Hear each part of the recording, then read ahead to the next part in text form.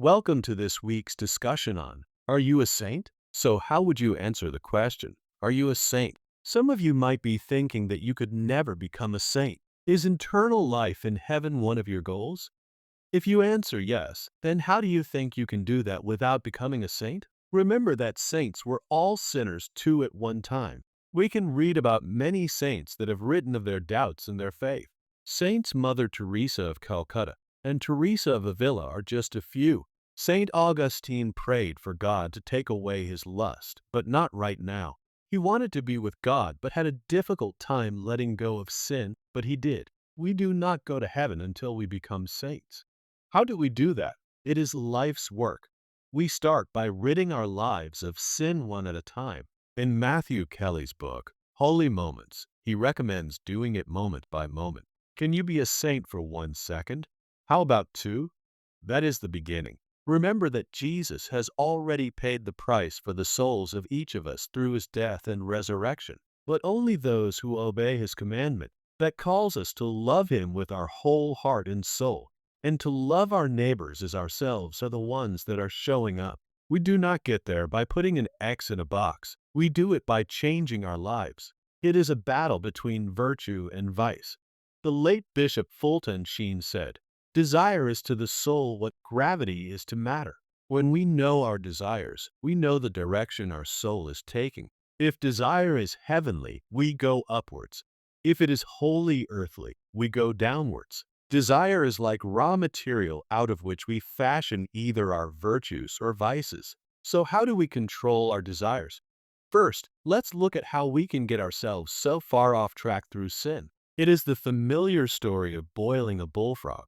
If you put a bullfrog in boiling water, he will jump out. If you put him in warm water and slowly turn up the temperature, over time it will be too late for the bullfrog to escape. Satan comes to us in disguise very slowly, like a wolf in sheep's clothing.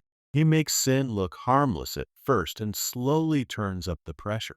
Hitler, for example, did not tell his people that he was going to try to conquer the world. He started by telling them that he was going to build roads for them to get around better. He was really building roads to move troops and supplies around in preparation for war. Most of the people thought that he was looking out for their best interests, but he was not. Before the people realized what was taking place, they had started a world war. When one sin that was not acceptable before now becomes acceptable, then you take the next step in sin, and so on.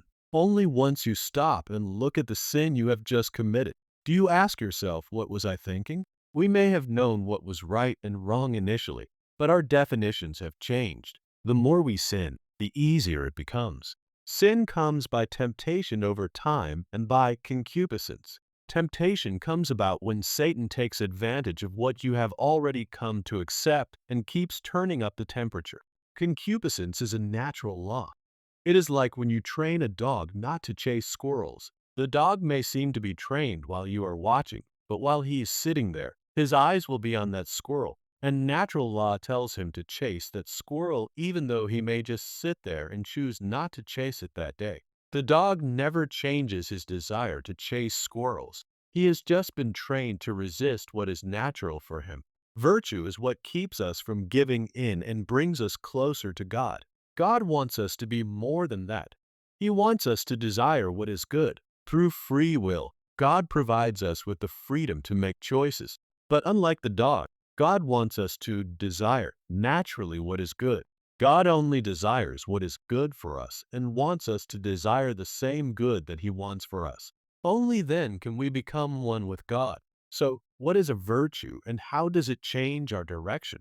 According to St. Thomas Aquinas, virtue is a strength or force that helps us by providing us with the disposition to follow the natural law that God created us with to do good. It disposes us to put to good use our freedom to choose and an orderness of love. But unlike the training of the dog, where the desire remains in the dog to chase squirrels, virtue changes our disposition to return to that natural law and desire to choose what is good. This is not done overnight. It is a process, but we must begin. There are many virtues, but I will concentrate on the 4 cardinal virtues of the Catholic Church. Each virtue leads to many other virtues. These are the 4 primary virtues. Prudence disposes us to make wise decisions based on love, helps us to better distinguish between good and bad. Justice, it disposes us to judge everyone fairly. We become disposed to be honest regardless of the situation. For example, to give back any money that is not ours to the rightful owner if we know who it belongs to. We treat all people fairly without prejudice. Courage/fortitude, it disposes us to bravery in adversity. We are disposed to stand up for our faith. Temperance/moderation, it disposes us to self-control of excesses. We know when to stop eating or drinking. We are disposed to forgive and forget when we are hurt.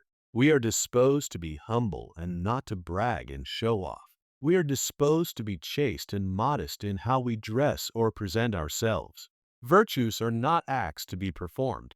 They are permanent changes to be accepted, lived, and to become who we are for eternity. A virtue is who you are and not something that you can do. They become how someone would describe us to another person. Virtues and vices are direct opposites. A vice of dishonesty, for example, would mean that that person is disposed to lie and cannot be trusted. If you were being described to someone else by a person who knows you well, would they talk about your virtues or your vices? Make virtues become your characteristics and become a saint one moment at a time until you become one with God. Have a blessed week. If you would like to receive a notification for these weekly discussions, please subscribe below. You can also feel free to share any comments.